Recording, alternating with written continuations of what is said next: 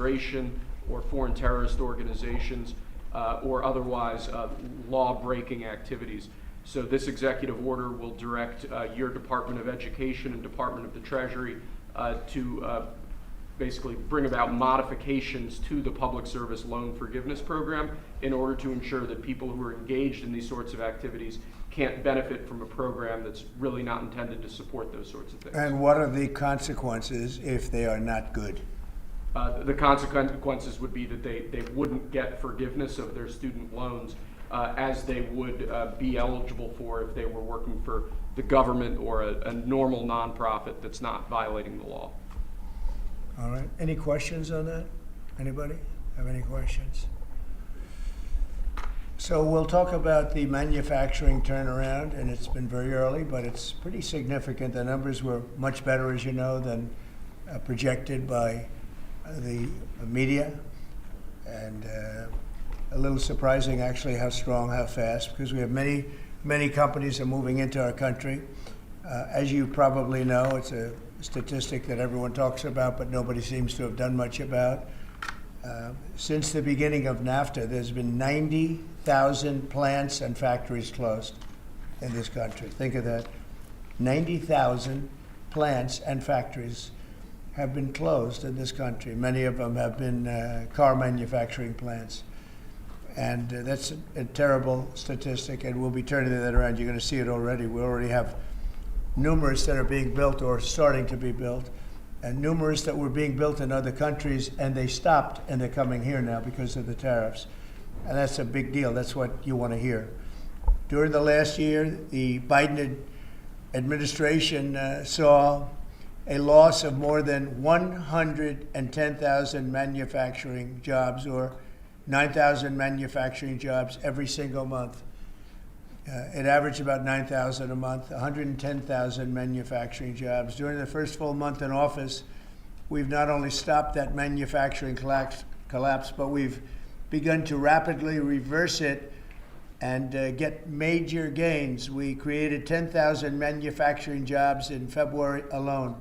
That hasn't happened in a long time. And these aren't government jobs, which actually we cut. These are private sector manufacturing jobs. So we gained all of those jobs, 10,000 jobs, and we barely started yet. That's a very unusual number. People are surprised by it. I'm even a little surprised. On auto jobs, we created almost 9,000 new jobs in the auto production field. And the reason for that is largely they think things are happening, so they're already geared up. In some cases, they had rooms in their plants, or they had empty plants that they were able to put into use quickly because they see because of the tariffs, they don't want to be dealing with other places, and they don't want to go back and forth and around and through the borders and across Mexico border and Canada border and all that. They want to have the jobs in one location. And they've had space, and if they had space, they were able to create the jobs almost immediately. In some cases, they'll be building plants to take care of those jobs. So we created 9,000 new jobs already in the auto production, auto parts manufacturing. So we want the auto parts ideally, and I think from a simplicity standpoint too, to be built and made in the United States. It's in a single month. That all took place in a single month, 9,000 new auto jobs. You haven't heard that in a long time. After auto workers lost more than 27,000 auto jobs in the final year of Biden. These are also high-paying jobs. These are very prime jobs.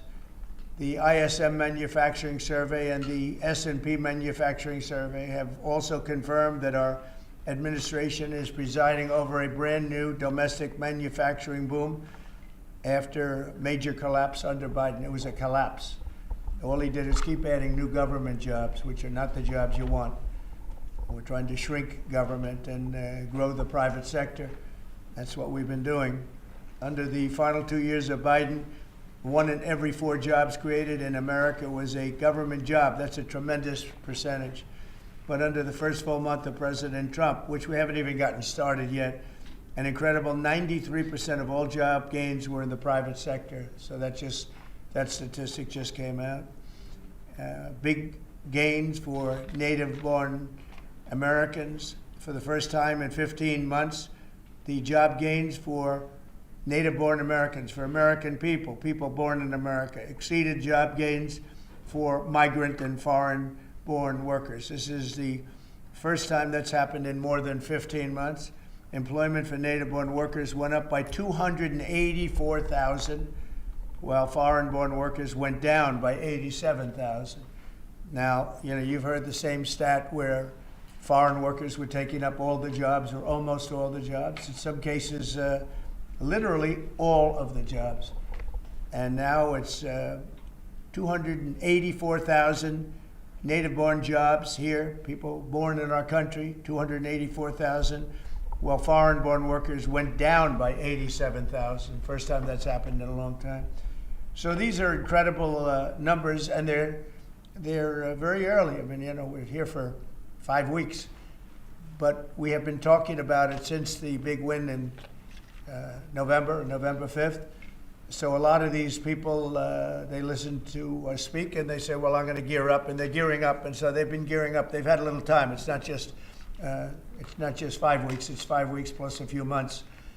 And they put it into effect pretty quickly. They have confidence that what I'm saying is going to happen. So with that, I'd like to ask a highly respected gentleman, Kevin Hassett. He's been with us for a long time, and he's been right about a lot. We had the greatest economy in history in the first term, and Kevin was a big part of it. So Kevin, could you maybe give it a little description, please? Yeah, thank you very much, Mr. Trump. I think that the three things that you emphasized during the campaign is that you wanted to create domestic, high-paying manufacturing jobs, that you wanted to end wasteful government spending and reduce the unproductive government workers, and in fact unleash them into the private economy where they could be more productive, and to create jobs for Americans. A lot of people said that if you deported illegals, the employment would go down because no Americans would take those jobs. And if you look, 280,000 American-born folks were hired, manufacturing jobs are going up, and this is just out of the expectation of your future policies, really, sir. It's in April when your Reciprocal Trade Act is expected to happen. The tax cuts haven't passed yet. And so people are clearly expecting the golden age. And if you want to forecast the future numbers, everybody, just keep in mind that President Trump has already gotten us $1.7 trillion in commitments of new factories. And those haven't even happened yet. Those aren't even in the numbers. And so I expect this is going to be a glimpse of a golden age to come, sir. Thank you very much. One other thing, in Canada, we find that they're charging us over 200% for dairy products. You know about that. And when I left, we had that well taken care of, but under Biden, they just kept raising it. Very difficult to deal with, the Canadian representatives. 250% for dairy products, tariff. So where do you hear that? You don't hear that. They have a tremendously high tariff. Give you the exact numbers in a little while coming out, on lumber. So they sell us lumber. They have a tremendous tariff. They make it impossible for us to sell lumber or dairy products into Canada, but our numbers are a tiny fraction of that, almost non-existent. And what we're doing is freeing up our forests from the environmental nonsense that they put on them, where you can't cut down a tree. And we have to cut down trees in order to build the firewalls. And those trees are sold, but we're freeing it up on an emergency basis because Canada has been ripping us off for years on tariffs for lumber and for dairy products. 250%, nobody ever talks about that. 250% tariff, which is taking advantage of our farmers, so that's not gonna happen anymore. They'll be met with the exact same tariff unless they drop it. And that's what reciprocal means. And we may do it as early as today, or we'll wait till Monday or Tuesday.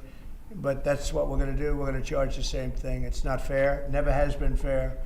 And they've treated our farmers badly. Look, our country's been ripped off by everybody. That stops now. I had it stopped in my first term.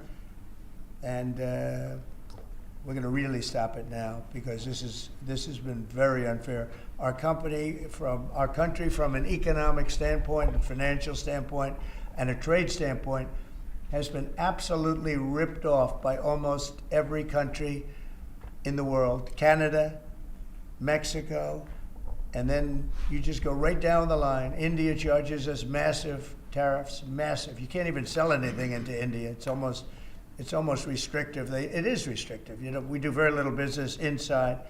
They've agreed, by the way, they want to cut their tariffs way down now because somebody's finally exposing them for what they've done. And same thing with China, same thing with a lot of other countries. And the EU has been a terrible abuser of this country. I mean, the EU was formulated in order to take advantage of the United States, and they have taken it, but they're not taking advantage when I'm in charge. So sometimes you'll hear some negative things. It's always from outside countries. America will be very strong. And, you know, if I'm a foreign country, they're going to do fine. But they can't do like they used to do because we're going to bring back our business into this country. We need it from a job standpoint. We need it from even just a psychological standpoint. Think of it, 90,000 factories are gone since the beginning of NAFTA. So we're not going to have that, and we're going to see them build it back. Now we've already had 5 major automobile companies. First time you've heard this in a long time, since my first term actually, where we were really rocking and rolling, and then Biden came in and he stopped everything. Like such a stupid thing to do, not even a believable thing. But we have many auto plants now coming in. We have big chip plants. We have the biggest chip company in the world, most powerful, probably one of the most powerful companies in the world. Wouldn't you say, Kevin? And he's coming in, and they're building one of the largest chip plants in the world. That'll be done in Arizona, mostly in Arizona. And that'll give us a big percentage. That one plant will give us a big percentage of the chip market, something we have very little of. You know, we used to have Intel, and Intel was run by a man named Andy Grove. And Andy Grove was a tough, smart guy. I used to read about him when I was a young man, and he did an incredible job. He really dominated the chip business. And then he died, and I guess they had a series of people that didn't know what the hell they were doing, and we gradually lost the chip business, and now it's almost exclusively in Taiwan. They stole it from us. They took it from us, and I don't blame them. I give them credit. I blame the people that were sitting in this seat because they allowed it to happen. We could have protected that so easily. But so we had the chip business, and now it's all in Taiwan, almost exclusive, a little bit in South Korea, but mostly in Taiwan. And it's very important. Everything you do, everything you touch is now about chips. The brake of a car, cars have chips all over the place. I was reading an article the other day where they talk about the brakes of a car are loaded up with chips. Who would think that a brake has a chip in it? But it's all about chips. So that was a big thing. And they'll be investing hundreds of billions of dollars in this country, and we'll be taking back a big, big portion of that industry. We have others coming in too. But a lot of car manufacturers are coming in, and they're coming in fast. And one of the reasons you see these numbers, and again, Kevin said it, and I said it a little bit, but the fact that they know I won the election, so after I was president-elect, they assumed that I was going to do what I said, because I do what I say. And so these numbers really reflect a lot of things that took place since November 5th, right? So, Kevin, thank you very much. Great job. Any questions? Mr. President, how concerned are you that the large-scale federal government layoffs will weaken the labor market? How concerned are you? The large-scale fentanyl what? The federal government layoffs will impact the labor market, will weaken the labor market. Oh. No, I think the labor market's going to be fantastic, but it's going to have high-paying manufacturing jobs as opposed to government jobs. We had too many people in government. You can't just do that. We had many too many. This is for 40 years. You know, this isn't just now. This built up and got worse and worse, and they just hire more and more people. You look at Department of Education, it seems like so many buildings I ride by, it says Department of Education. They're all over the place. And we don't even want it. We want the education to be given by the states. It'll be much better. It'll move us to the top of the list from the bottom of the list, and actually save us money. But it's too important to even talk about them. It'll save us a lot of money, but we don't want that. We want education to be given. So you go to Iowa and Indiana and Idaho and all these places, they're so well run. They're going to be producing education that will be the equivalent of, like Denmark is one, Norway, Sweden. Actually, China is one of the better in terms of education, and so we can't blame size anymore. You know, China has 1.4 billion people, but they're very high on the list. The one thing we're doing well on, we're number one on the list, is cost per pupil. We spend more money than any other country in the world by far. So I jokingly say the one thing we do well on is the cost. We spend more money, and yet we're toward the bottom of the list. Yeah. Mr. President, I want to ask you, the joint address, millions of Americans watched your joint address earlier this week where you warned that there could be a little disturbance that Americans could feel as a function of these taxes, these tariffs. How much disturbance are you willing to accept in the near term as a function of that? And to set expectations, how long should Americans expect things to cost a bit more? Well, so far, Peter, there hasn't been very much because these numbers are coming out. We're here for just a little over 4 weeks. And these are fantastic numbers. I was watching some of the reports this morning. They were surprised. There could be some disturbance, a little bit of disturbance. I solved a little bit of that because I have respect for our auto companies, and I gave them a little bit of a 1-month reprieve because it was unfair, although I'm sure they'll take advantage of it. I see they're driving a lot of cars into the U.S. to try and avoid the tariffs, and they're taking advantage of it a little bit. But they called me, they asked me, they said, could they have a little bit of help? And I decided, they're American companies, USMCA, and I let them have that. But this really kicks in, the reciprocals, kicks in on, let's see, I guess the 2nd. And I wanted it to be the 1st so badly, just didn't want to be on April Fool's Day. So I made it the 2nd. That's going to cost a lot of money. That one day is going to cost a lot of money, but that's okay. But I don't see it. I don't see anything. I see good reports. I think we're going to have good numbers from the beginning. Now, globalists won't love this because this brings jobs back to America. So if they're coming back to America, maybe you'll lose some in other parts of the world. But the other parts of the world have done very well, and they'll continue to do very well. But I think the United States is going to be doing record business. We'll bring a lot of those 90,000 factories that have been lost over the last number of years. It's been, it's hard to believe. 90,000, think of what 90,000 is. 90,000 plants and factories are gone. We're going to bring back many of those plants and factories. One day the tariffs are on, the next day they're off. Right now the markets, as you know well, prefer stability. Are you done going forward with the pauses and the carve-outs? Is that it for those? There'll always be changes and adjustments, and you can't just. I could have, for instance, told the American car companies, no, I'm not going to give you anything, and then you wouldn't have had to say, well, they're getting a little extra. It's just a little bit of a 1-month reprieve. They're very happy about what's happening. They won't have to go across borders, and you see the zigzagging. You have a fender made in Canada, you have something else made in Mexico. We don't want that. We want it made here. But there'll always be some modifications. I mean, if you have a wall in front of you, sometimes you have to go around the wall instead of through it. But I think very little. On occasion, if we can do something, we want to help companies. We want to help companies create jobs. So I could have left that, and you wouldn't have had a minor change. Instead, I was asked by the real majors, the big majors, if they could do this, and I said, yeah, I'll do it. I want you to produce a lot of jobs. And numerous of the people, actually all of the people I spoke to have already been, they're very much on the way to already doing it. That's why you have auto jobs increase. And the man, I don't know him, Sean Fain, I don't know him, and I did great, as you know, with the auto workers, with the Teamsters, with unions, I did fantastically well. Best numbers ever by a Republican. And I have a lot of respect for those people. But Sean Fain, who I don't know, but wasn't a supporter, although the auto workers were big supporters. I watched him last night, and he said, Donald Trump is absolutely right on tariffs. He said, what he's doing on tariffs is an incredible thing. And it's about time somebody had the guts to do it, because we're going to save auto manufacturing. And I said to people when I was campaigning, you're going to have so many auto jobs, you're not going to believe what's going to happen. We're going to load up Michigan. I won the state of Michigan, as you know. And part of the reason I won it was I got a lot of auto workers that voted for me, Detroit, etc.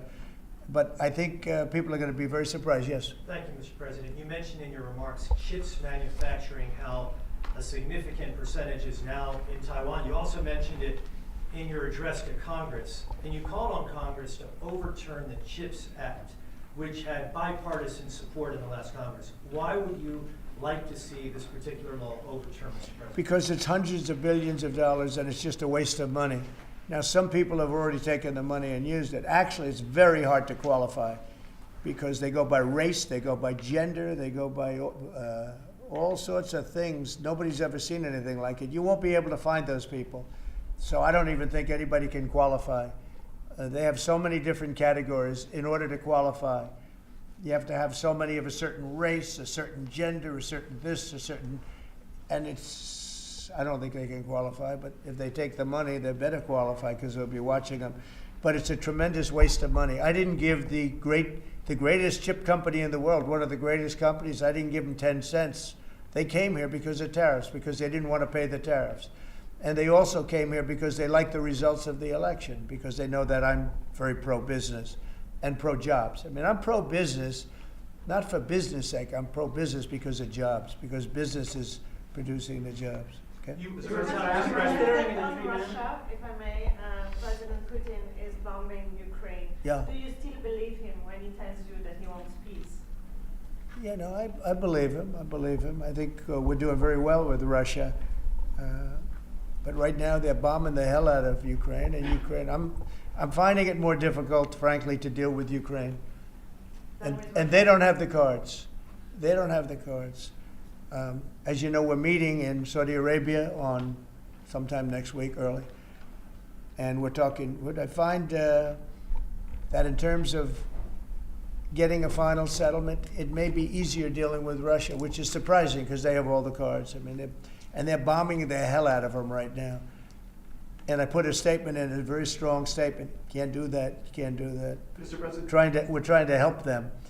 And Ukraine has to get on the ball and get a job done. Michael, could you come up here? I see Michael back there.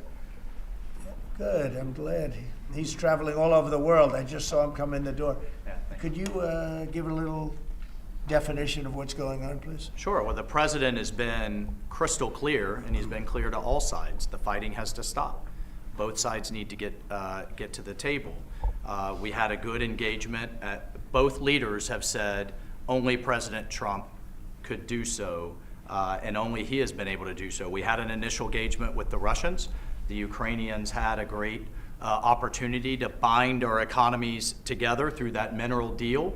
Unfortunately, that didn't go so well, but we think we're going to get things back on track. Secretary Rubio, myself, and the Ukrainian delegation will be meeting in Saudi Arabia next week to get these talks back on track, get a ceasefire in place, and drive peace home under President Trump's leadership. President, you put out a I think social- both parties want to settle. I think if I wasn't president, this war would have had no chance of settlement, zero chance. But I think we're going to get it settled and stopped. We got to stop. They're losing on average 2,000 soldiers a week. That's a lot of soldiers. Do you agree, Peter? It's a lot of soldiers on both sides, I agree. Do you, Mr. President, think that Vladimir Putin is taking advantage of the U.S. pause right now on intelligence and military aid to Ukraine? No, I actually think he's doing what anybody else would do. I think he wants to get it stopped and settled, and I think he's hitting them harder than he's been hitting them. And I think probably anybody in that position would be doing that right now. He wants to get it ended, and I think Ukraine wants to get it ended, but I don't see, it's crazy. They're taking tremendous punishment. I don't quite get it, but I suspect, Michael, he probably wants to get it ended. He does, Mr. President. The Russians are taking incredible losses on the front. As the president has They both said, are. this is a meat grinder of people, of material, of national treasure, and no one else has any solutions except to let this war continue forever. But I'll add, the president has had multiple conversations and a visit from President Macron of France, Prime Minister Starmer of the United Kingdom. We have the NATO Secretary General coming next week. We have this meeting with the Ukrainians. We've had it with the Russians. All of this in the president's first month in his leadership. We will engage in the shuttle diplomacy, and we will continue to use his leadership and what leverage we have to get both sides of the peace table. It's not going to be easy, but President Trump. This war should have never happened. It would have never happened if I were president, but it did happen. So a lot of other things shouldn't have happened too. We shouldn't have 21 million people pouring into our country through open borders, many of whom are criminals, very bad criminals, including murderers, thousands of murderers. Many killed, far more than one person, and they're roaming our streets. But Tom Homan and Kristi Noem are doing an incredible job, and we're getting them out of here. and we'll get them out. We'll get them all out. But all these things shouldn't have happened. We shouldn't have inflation. We shouldn't have had this horrible inflation where the prices have gone up. Look at eggs. So we're doing a good job. We're doing a good Mr. job. President, in regards to the pause on military assistance to Ukraine, you put out on your social media post today that Russia is pounding Ukraine. That's right. Why not provide Ukraine with air defenses? And what happens, Mr. President, when Ukraine runs out of Well, the because Patriot missile batteries? good question. Because I have to know that they want to settle. I don't know that they want to settle. If they don't want to settle, we're out of there because we want them to settle. And I'm doing it to stop death, more important than anything else. Secondarily, way down the line is the money. So we're in for $350 billion, and Europe is in for $100 billion. They should be in for the same or more than us.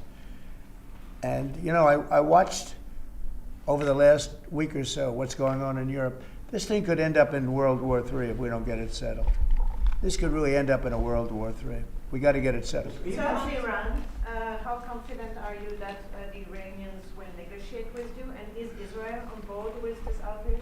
Yeah, I saw the hostages the other day. They came in, people that were not young, some young and some older, much older.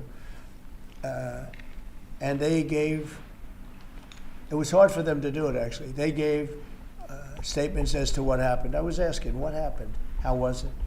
I said, did you see anybody in there that was kind to, like, out of the hundreds of people that you were seeing, Hamas? Did some of them wink at you and say, don't worry, you're going to be okay, or give you a piece of bread, or no? I said, were there any people that were, like, kind? I was shocked. The answer was nobody. There was nobody. Just the opposite. They'd be slapped and punched. One man broke his ribs. He couldn't breathe for a month. It was brutal. I was so surprised. Could you think there'd be a couple of people that would be kind, that would say, you're going to be okay, but they had none of that. It's pretty amazing. Brian? Thank you, Mr. President. He's a kind person. Well, according to the Although internet, not to Zelensky he wasn't. Well, you know what, that's another But to Trump he's conversation. been good. Yeah. Go ahead, Brian. Nice tie, by the way. Thank you. We, Thank you. I coordinated. like yours too. Two questions. One on peace. Why don't you think any other European countries are offering a peace deal? It seems like no one's come to the table for peace except for you. Yeah. It's a very good question. Sometimes questions aren't answerable. They're in a very unusual position. They don't know how to end the war. I think I do know how to end the war. Despite the Russia hoax, I've always had a good relationship with Putin. And, you know, he wants to end the war. He wants to end it. And I think he's going to be more generous than he has to be. And that's pretty good. That means a lot of good things. Because frankly, you could have made a great deal if this war never started, you could have made a great deal. I don't know that anything would have had to be given up. This was not a war that was going to start, Brian.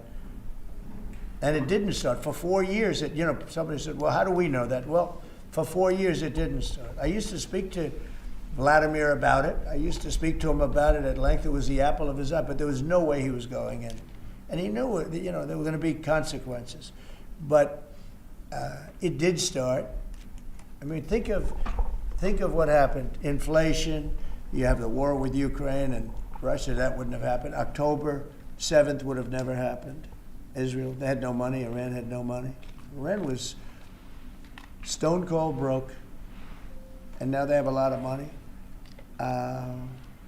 But then that's going to be the next thing you'll be talking about is Iran. What's going to happen with Iran? And there'll be some interesting days ahead. That's all I can tell you. You know, we're down to final strokes with Iran. That's going to be an interesting time. And we'll see what happens. But we're down to the final moments. We're at final moments. You can't let them have a nuclear weapon. I think that I would have had a deal within 1 month after the rigged election of 2020. They were all set to make a deal. And then when I lost, they saw this person who's a stupid person, very stupid person. And they said, let's not make a deal. And they were right. He took the sanctions off. They became rich under Biden. They went from having no money to having $300 billion. all in a short period. It's oil. Oil builds up fast. It's a nice living if you have a nice oil well. And they do. They have a lot of nice oil wells, right? So anyway, it's going to be a big thing.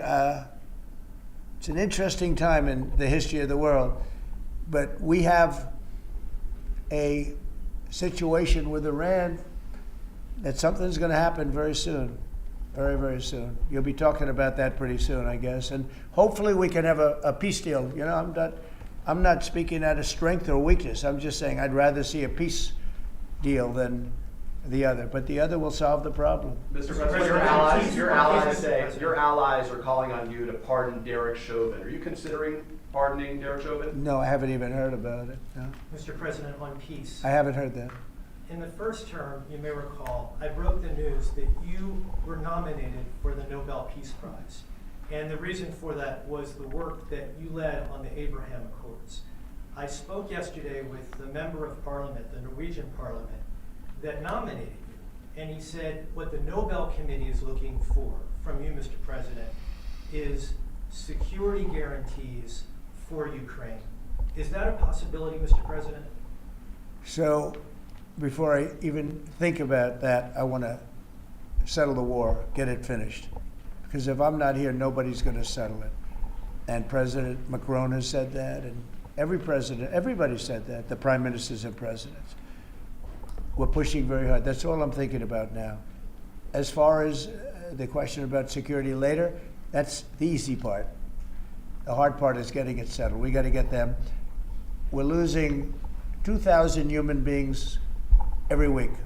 More than that, actually. 2,000 nice, young, although they're getting older because they're drafting much older now. In the case of one country, much older, because a lot of the young people have been killed.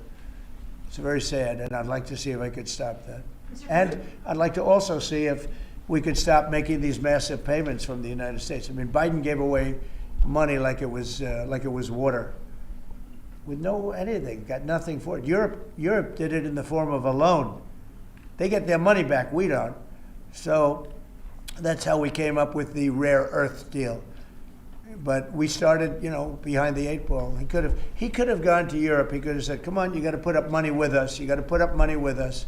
But he never did that. They just kept handing money out because he was grossly incompetent. All right, thank you very much, everybody. Thank you.